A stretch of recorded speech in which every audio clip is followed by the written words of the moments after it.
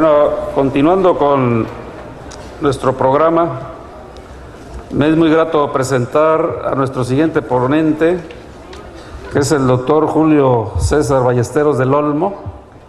Él es el presidente actual de la Academia Mexicana de Pediatría. Él es un pediatra neonatólogo, egresado del Centro Médico La Raza del Seguro Social.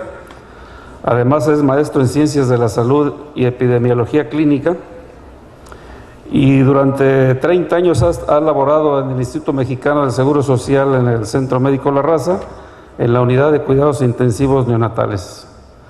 Es un honor para nosotros tenerte aquí con nosotros, Julio. Muchas gracias por tu participación. Él nos va a hablar sobre los retos de la pediatría en el siglo XXI.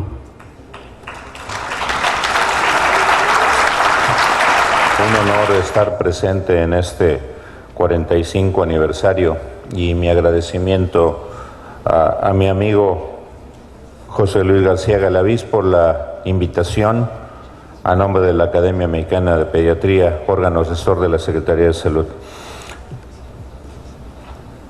Me fue asignado este tema. Esperamos poder convencerlos un poco acerca de cuáles son los retos. Los retos ya los mencionó mucho el doctor León en su participación. No es específico la dificultad de enlace entre lo que es la pediatría y las otras especialidades y subespecialidades médicas. Y entonces tenemos que pensar cuál es nuestro ideal en un pediatra para este siglo.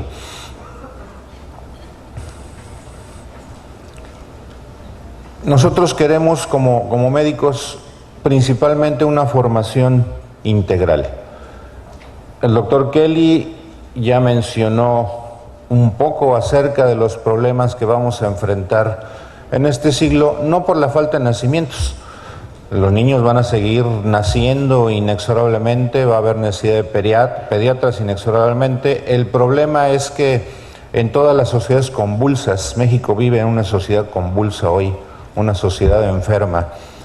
Sucedió en la Revolución Mexicana y hoy se repite el problema en la que las autoridades de salud pierden el enlace con los sistemas de educación, y en este caso salud y medicina deben ir de la mano, y es algo que hay que priorizar.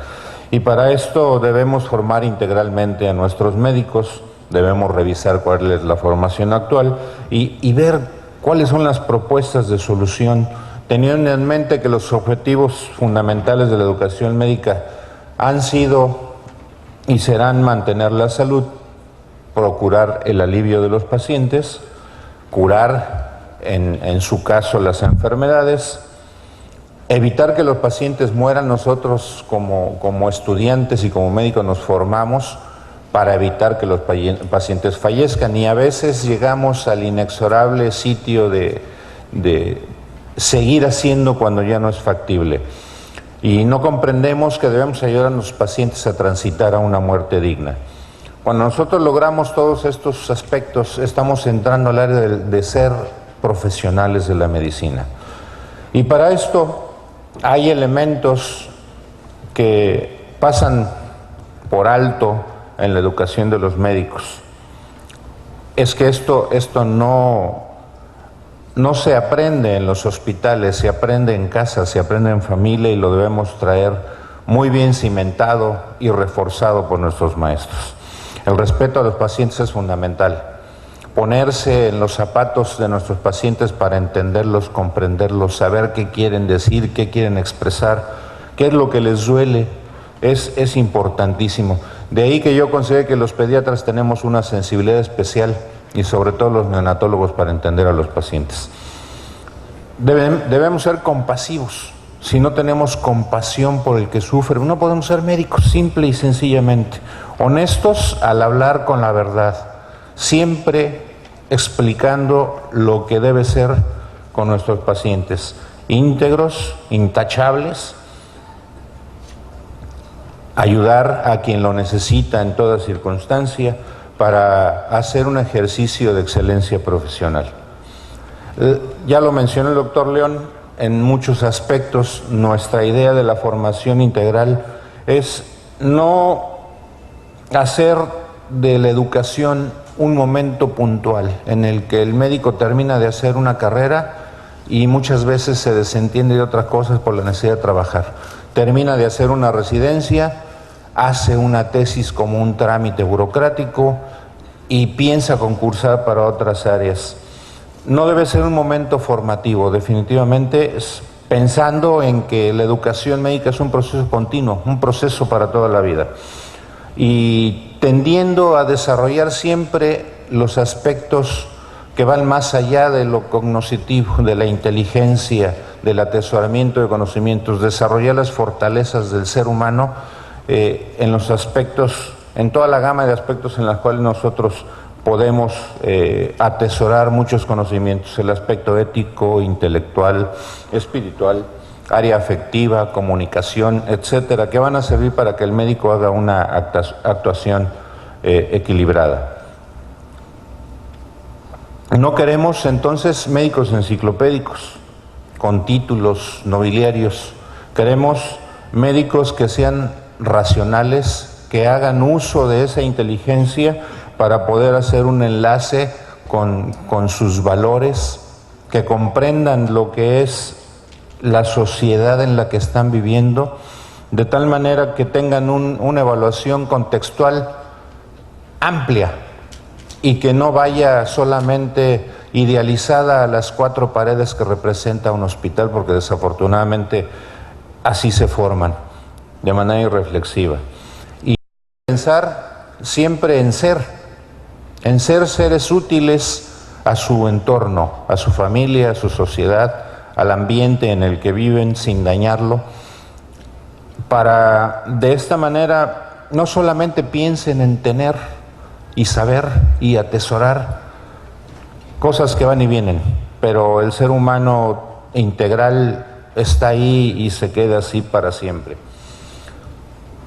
Obviamente, vuelvo a decir que pensamos en un médico más allá de lo intelectual, con desarrollo humano, que dé una atención profesional y personalizada. Y hoy esta es la óptica que nosotros tenemos después de 30 y tantos años de andar, 35 ya de andar en la medicina. La medicina se interpreta de diferentes maneras, se aplica y se educa de acuerdo al nivel de atención en el cual estamos inmersos. Y obviamente en las escuelas y facultades de medicina la educación es de tanta calidad como lo imparten las escuelas y como lo divulgan las escuelas, pero en la gran mayoría de ellas los aspectos humanos, medicina preventiva, social, pública, epidemiología, ética, bioética, puericultura, propedéutica y en muchos casos educación e investigación son materias que pasan de lado en las escuelas. Pocas horas para darle valor, darle créditos en relación a las importantes, ginecología, pediatría, y entonces los estudiantes salen con muy bajos conceptos en estos aspectos. Y cuando aterrizan en un hospital, nosotros tenemos que en los terceros niveles de atención, en donde hay hospitales escuela, para capacitar a subespecialistas y especialistas de la medicina, estas materias básicas también son relegadas porque se intensifica la preparación hacia la atomización de la medicina, que es lo que hemos estado viviendo en las últimas décadas, en donde se capacita a los médicos para atender enfermedades muy graves, raras, crónico-degenerativas, complicaciones y estudios con tratamientos de alta complejidad y superespecialización, yéndose esto a la atención centralizada en grandes ciudades. Los hospitales escuela están en las grandes ciudades. Todo residente que sale de un hospital escuela pretende quedarse ahí.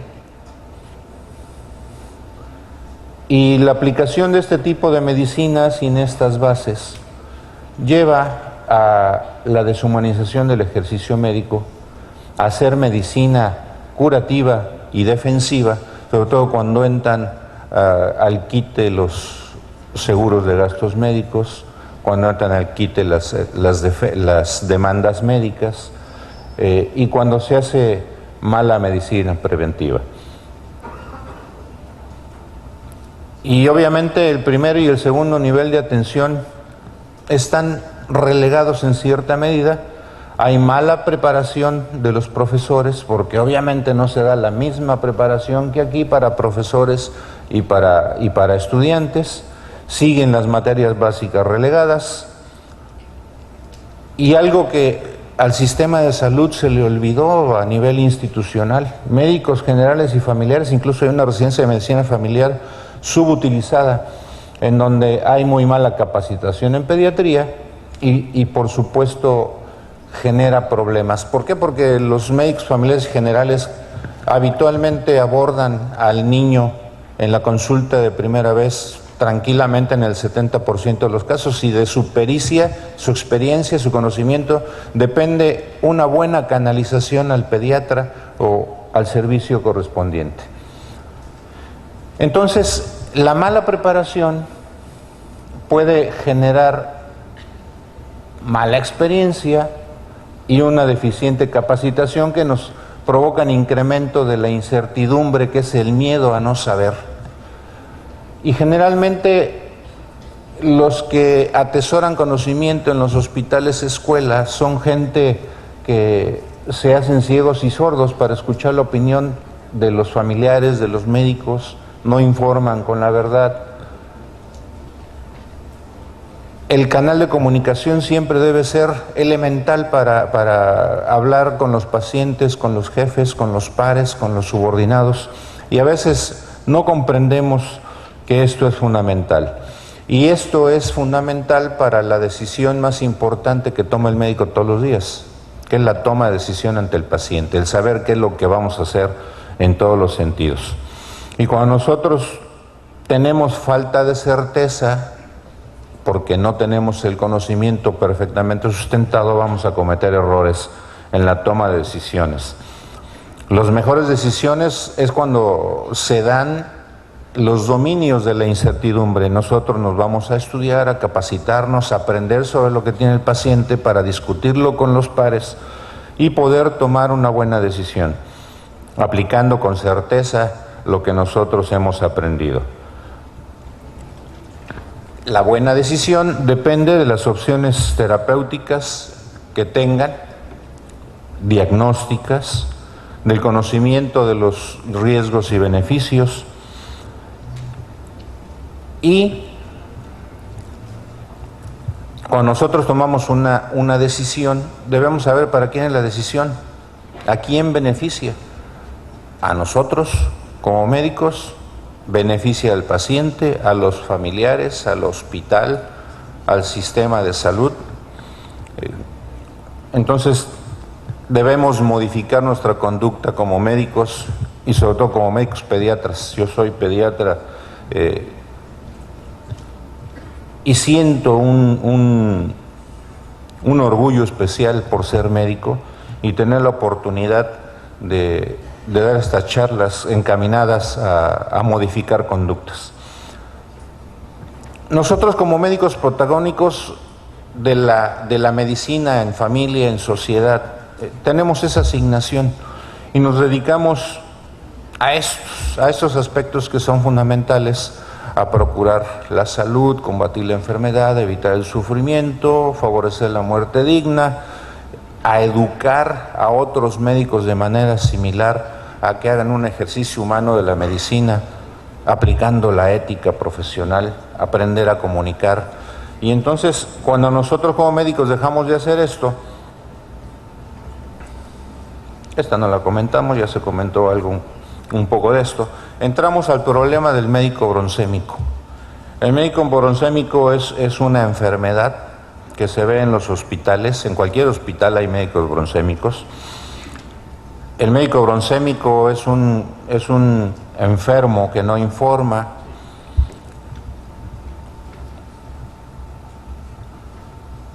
que siente que es el experto en las salas, que nunca sale de ahí, no se va a capacitar a otros lados, pero presume y enfrenta a todo mundo se posesiona de los pacientes, este es mío, no lo toquen, hay de aquel que lo haga, quiero verlo aquí mañana con el mismo tratamiento.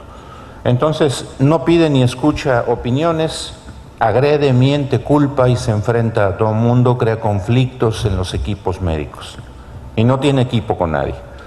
Entonces, si vemos a la broncemia como enfermedad, tenemos que evitar y darles la vuelta y curar a los médicos con porque primero los médicos están enfermos de importantitis, que creen que son los mejores de la sala, los más importantes, que debe recibir todos los premios habidos y por haber. La segunda es la inmortalitis, cuando ya siente que es tan importante que debe estar inmortalizado en las salas con nombres, en las paredes con fotografías o con murales, o en los pasillos y entradas con estatuas. Entonces la broncemia hay que evitarla. Estos médicos existen, andan deambulando por todos los pasillos de los hospitales y pues tenemos que fomentar que no haya este tipo de médicos, porque desafortunadamente ellos educan a sus estudiantes de la misma manera en que se comportan. Si no hay incertidumbre, entonces, porque la importantitis genera mucha incertidumbre, fallamos en nuestras precisiones diagnósticas y terapéuticas y tomamos muy malas decisiones. ¿Cómo la controlamos? Pues estudiando, no hay otra, tenemos que estudiar. El otro aspecto importante que hay que mencionar aquí, que queremos para los pediatras, es que se relacionen más y mejor con sus pacientes. Y esto de entrada, fomentando una buena comunicación. Hablar en el mismo idioma, en el mismo canal de comunicación, haciendo llegar ideas claras, precisas y explícitas acerca de los problemas que tienen nuestros pacientes para que ellos puedan entenderlo. Nosotros tenemos la experiencia como neonatólogos en terapia intensiva ante el familiar en fase de duelo porque no tienen un niño sano después de esperar tener un niño vigoroso, tiene un niño enfermo de medio kilo con tubos por todos lados, y si uno se pone a dictarles cátedra acerca de la patología con tecnicismos, no nos va a entender nada, absolutamente nada, y al final de la media hora de la cátedra nos van a preguntar: doctor, qué bueno que tiene todo eso, pero ¿cuándo me lo va a dar de alta? No hablamos con claridad. Hay que modificar conductas y tratar a nuestros pacientes y familiares como seres humanos. En un mundo en el cual hay globalización, los pacientes tienen que dejar de ser diagnósticos, expedientes, números de cama, hallazgos radiológicos. Y entonces hay que enfocarnos perfectamente bien ante el paciente, porque el paciente, cuando nos va a ver al consultorio o entramos a la sala donde está, el paciente quiere que lo traten bien. Y una de las cosas que pide es que toquen la puerta y los saluden. Es fundamental. Que cuando hablen nos miren a los ojos y que cuando salgan se despidan. Más allá de que nosotros tenemos la obligación de aplicar nuestra ciencia para poder ayudarlo en sus problemas de salud y enfermedad.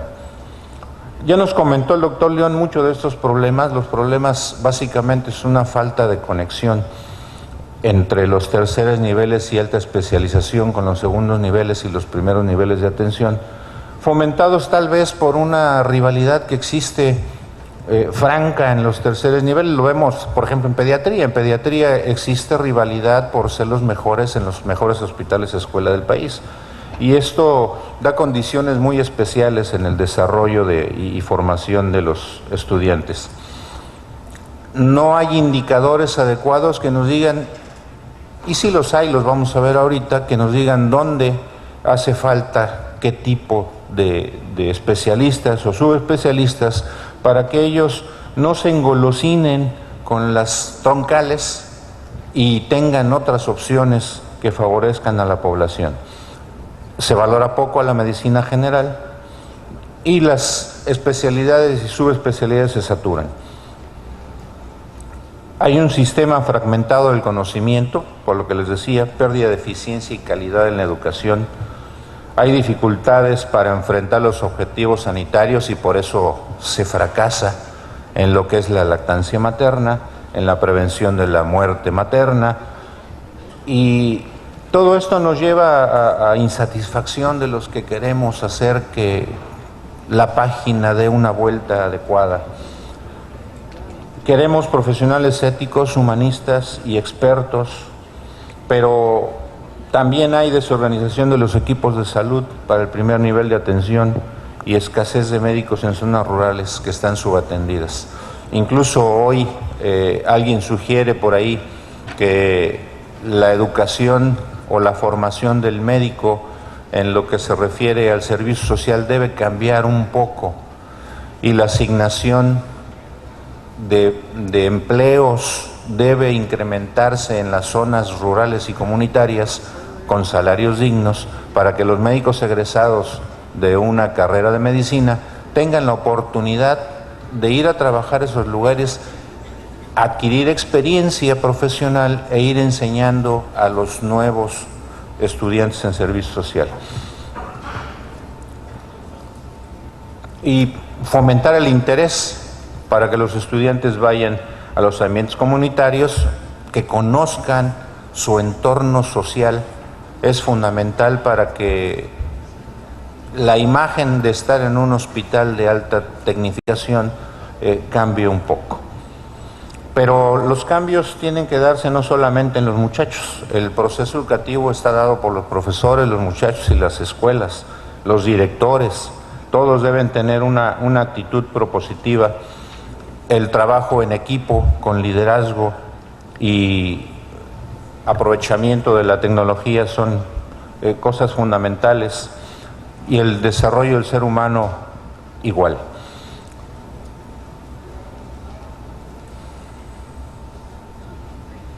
Ya mencionó el doctor León estas cosas, no vamos a volverlas a tocar, pero es importante mencionar que el contacto del estudiante con los pacientes debe ser a temprana edad en la carrera, para que él experimente un cambio. Yo soy egresado de una escuela en la cual el título era médico cirujano y partero, porque íbamos a hacer a través del Politécnico y la Escuela Superior de Medicina médicos preparados, capacitados para ir a zonas comunitarias. Sin embargo, esto no se dio. Ya desde entonces la idea era entrar a hacer una residencia para colocarse en los mejores hospitales. Ya lo mencionó el doctor León, también no lo volvemos a tocar. Existe la franca intención de que la educación de posgrado se reorganice. Debe hacerse un reacomodo de especialidades y subespecialidades para que los proyectos se lleven a cabo, estandarizar los sistemas de educación, a pesar de que hay un PUEM. El PUEM se aplica a discreción de acuerdo a los institutos y escuelas donde se llevan a cabo, y los proyectos de salud también están incoherentes con lo que estamos viviendo. Hoy, por ejemplo, existe la crisis de la atención de la obesidad y el sobrepeso y las consecuencias de la diabetes y enfermedades crónico-degenerativas, y hoy hay un desarrollo importante en ese sentido. Entonces nosotros tenemos que ubicarnos como pediatras para promover la salud, prevención, manejo adecuado con diagnóstico precoz e intervención en poblaciones vulnerables, y una doctrina de empatía y defensa hacia el niño debería de ser el modus vivendi de cada pediatra. Es una posición muy sana y que ya se vislumbra desde 93 y 2010, que estos puntos que ya se han tratado eran vistos ya como una necesidad educativa. Luis Jasso Gutiérrez, expresidente de la Academia, en este documento de 2001, enfoca también el futuro y atiende que debe haber un enfoque por edades biológicas, factores de riesgo, prioridades de salud, niveles de atención. O sea que ya desde hace tanto tiempo estos problemas que hoy tenemos están impactando en los problemas que sufren los pacientes. Básico es comentar que nosotros como academia implementamos la recomendación para nuestros médicos pediatras en que la autoevaluación es fundamental. Si un médico en sala o ante el paciente no se autoevalúa y no explora sus deficiencias y virtudes, no va a tener oportunidad de hacer una buena experiencia, no va a tener oportunidad de irse a capacitar a otro lado para tener una mejor capacitación, no va a saber investigar, no va a confrontar conocimientos y tiene que comunicarse adecuadamente, trabajar en equipo, aplicar el liderazgo, como hace rato el doctor Galevey cierra en esa puerta. Eso es aplicar el liderazgo decididamente. Trabajo en equipo, aplicar la ética y la bioética. Ya pagué esto. Certificación. No se había comentado la certificación, pero es importante hacer un comentario de 1 minuto. Hoy existe hasta un movimiento de médicos a nivel nacional contra la certificación porque agentes externos a la medicina nos están cobrando y nos están evaluando. Es totalmente falso. Los consejos de certificación son médicos. Los consejos de certificación cobran una cuota que está en nosotros como agremiados de los consejos protestar o pedir cuentas claras porque el chocolate es espeso siempre. Tenemos que hacerlo, pero la certificación nos pone una estrella en la frente porque estamos preparados, altamente capacitados para atender pacientes. Y un médico que está en esas condiciones puede trabajar en cualquier institución que también se tiene que certificar. Y así poder tomar sanas decisiones modificando conductas.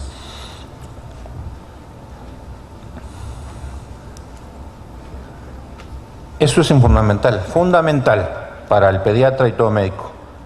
Evaluar nuestras capacidades, aptitudes, experiencia, aprendizaje, capacitación continua, ver qué tenemos y qué no tenemos en donde estamos laborando para dar la mejor atención al menor costo con el menor daño. Y esto lo tenemos que pensar definitivamente para el bienestar del niño o de su familia. Y estos son datos que desgraciadamente interfieren en el proceso de educación de los residentes de pediatría y de todas las otras residencias. Ven ustedes las tendencias de cantidades de residentes que presentan 23, 21, 22, 23 y hoy 30 y tantos mil. Un examen de residencias y generalmente pasan un promedio 6.500 o 7.000 al siguiente paso. Vean las mayores demandas: cirugía general, gineco, medicina interna, pediatría, anestesiología, urgenciólogos, traumatólogos, pero las de menos demanda son las que hoy deben ser más socorridas: geriatría, epidemiología, oncología, genética, salud pública, medicina legal, patología. Entonces, hace falta incluso hasta orientación vocacional para los médicos que quieran llegar más allá. Más datos curiosos: 36.000 candidatos inscritos este año, solo se aceptarán menos de 7.000 que serán absorbidos por las diversas instancias y quedarán 30.000 médicos fuera, y esos 30.000 médicos van a engrosar las filas de taxistas, de laboratorios, doctor simi, similares, conexos. Entonces, y nosotros como especialistas los vamos a estar criticando y cosificando porque cobran barato y abaratan la medicina y nos desgastan. La culpa no es de ellos. Ellos se tienen que contratar porque necesitan comer y agarran las mejores opciones para ellos en esos momentos. ¿O acaso nosotros como médicos ejercemos una conducta adecuada cuando nos contratamos con los seguros? Y estamos felices porque tenemos pacientes de 10 seguros a bajo costo, aunque nos paguen en 6 meses o 1 año. Entonces hay que valorar adecuadamente esta situación. Y si la pediatría fuera evaluada por números, entonces debemos tener en mente que hay más de 40 millones de niños menores de 18 años para 17.000 pediatras en la República Mexicana. Si hacemos la división sencilla, podemos ver que nos podría tocar por pediatra 2.353 niños. Con eso estaríamos del otro lado. No habría problemas para nadie. Todos los pediatras estaríamos felices viendo un chorro de niños. Pero, pues, esto no es así. Ya mencionaron que la curva se ha modificado, ya no es de base amplia. Conforme pasen los años, sí va a haber un poco de menos niños, va a haber más adultos y más viejitos, como les digo yo con cariño. La población infantil que ya mencionábamos, pico más de 40 millones, está en esta tabla.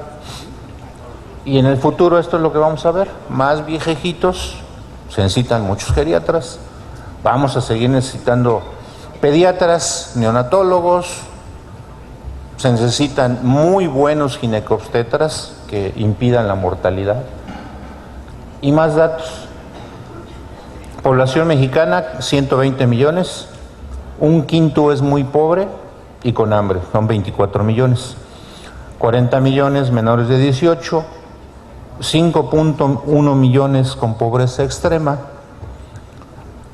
un sector informal % que no tiene asistencia social, camas por 1.000 habitantes, 0.74, cuando el promedio en la OMS es una cama por 1.000.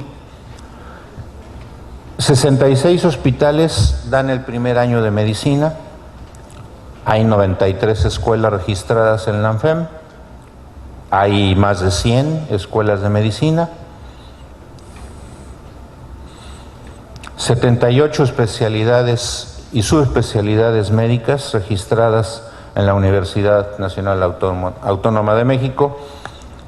La pediatría se enseña en 24 sedes en toda la República y todas las subespecialidades y especialidades en 108 sedes, un demonial. Neonato en 17 sedes, para que se den una idea de la demanda. Nutriología clínica solamente 2 sedes y ahora necesitamos nutriólogos. Genética en 8 sedes, epidemiología en 2 sedes, geriatría en 7 sedes, medicina familiar en 15. Ya nos comentaron mucho sobre los perfiles de los egresados, donde el egresado debe ser una persona que oriente sus conocimientos a mejorar las condiciones de sus pacientes con ese entorno social, que ha aprendido a diagnosticar, que se comporte con ética y con humanismo, que integre la tecnología, su acervo de conocimientos, que sepa hacer revisiones bibliográficas. Y más datos de certificación aquí de hospitales. 4.000 hospitales, solamente 246 están certificados. 38 tienen una certificación homologada y solo 14 están certificados por el Consejo de Salubridad General. Luego, 3.754 hospitales públicos y privados donde se atiende la mayoría de la población que lo necesita, no tienen certificación. Pero 30 aseguradoras de salud contratan y pagan a los hospitales. Trabajan con 1.000 hospitales, 940 no están certificados. Y pagan un demonial de dinero a los hospitales y 32% de ellos no están certificados. Entonces, el resultado, pacientes en riesgo, mala calidad y demandas médicas. Jean Piaget, la principal meta de la educación es crear hombres capaces de hacer cosas nuevas y no simplemente repetir lo que han hecho otras generaciones. Hombres creadores, inventores y descubridores. La segunda meta de la educación es formar mentes que puedan ser críticas, que puedan verificar y no aceptar todo lo que se ofrece. Esto también lo dejo para el conocimiento general. En México somos ricos en ricos, más de 180,000 de $1 millón, y se espera que sean 230,000 en unos cuantos años. El 16% acapara todo el dinero de México. Nosotros somos ricos en pobres también, más de 60 millones. en pobres de todas las variedades, el tercio tiene hambre, el hambre es un problema de salud pública, el hambre es una enfermedad de solución política inexorablemente.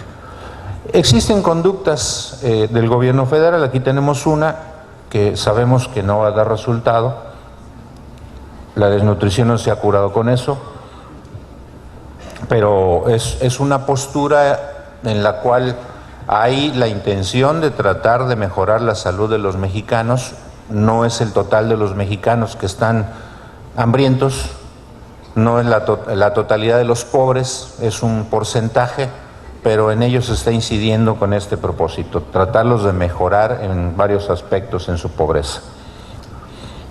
Y luego los salarios mínimos pagan cuentas, si pagamos 3 desayunos comunitarios son 15 pesos, quítanle 30 pesos de pasajes, por lo menos. ¿Cuánto les queda para vivir al día a esas personas si es que ganan el salario mínimo? Los costos de los diabéticos cuando los presupuestos se recortan este año, con las enfermedades siguen siendo, ya lo mencionó el doctor, enfermedades del corazón, diabetes, tumores, accidentes. Son los costos de los diabéticos que impactan a México y que van a hacer sangrar al sistema de salud en muy poco tiempo, solamente con tratamientos específicos de la diabetes, por ejemplo, la diálisis peritoneal de la insuficiencia renal del diabético, se va a acabar el dinero del Seguro Popular tranquilamente en poco tiempo. Entonces, hay 20 millones sin cobertura a pesar de que hay mucha cobertura. Nuestra recomendación final para la educación de los pediatras sigue siendo esta. Le apostamos al humanismo, al compromiso social, a mantener la salud, favorecer la curación, evitar la muerte indigna, el sufrimiento, acompañar al paciente a que haga un tránsito ideal entre la vida y la muerte y capacitar, formar intencionadamente personal dedicado a nuestro trabajo.